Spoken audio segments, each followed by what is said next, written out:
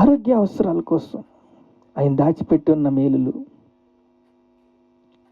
వస్త్రాల విషయాలు, ఆరోగ్య అవసరాలు, మన ఉద్దేశాలు నెరవేర్చాలంటే అనుబంధము, అంటే అనుబంధంలో ప్రేమ, ఆప్యాయతలు, అనురాగంలో దేవుడు మన కోసం ఎన్నో మేలులు దాచిపెట్టాడు. ప్రవాహంలో ఆయన ఆశీర్వాదం పొందగలము. మన ప్రభు తట్టు తిరిగినప్పుడు మార్పు చెందుతాం.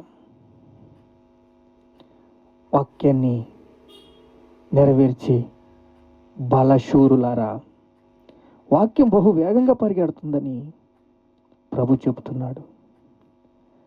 సమృద్ధి మనకు అవసరమే, స్వస్థత మనకు అవసరమే, ప్రభునందు భయము మనకు అవసరమే, ప్రభునందు విధేయత మనకు అవసరమే.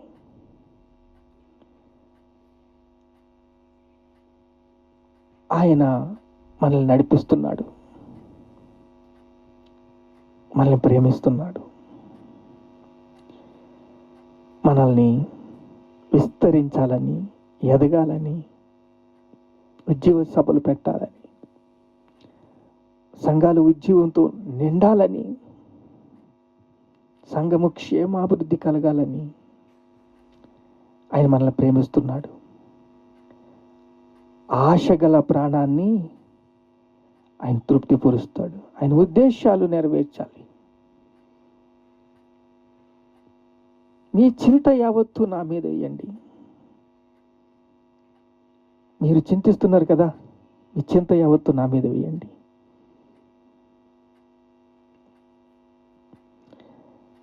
మన జీవిత విధానము లేమిలో ప్రయాణిస్తున్నప్పుడు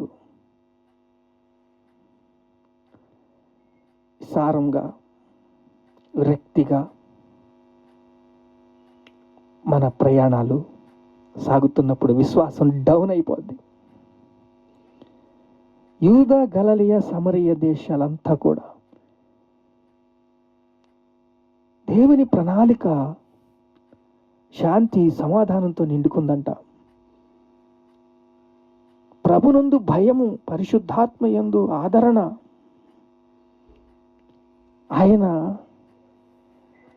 ఆదరణలో మనల్ని పెంచుతున్నాడు. శాంతి సమాధానంతో, ప్రభు కృపతో, ప్రేమతో, దయతో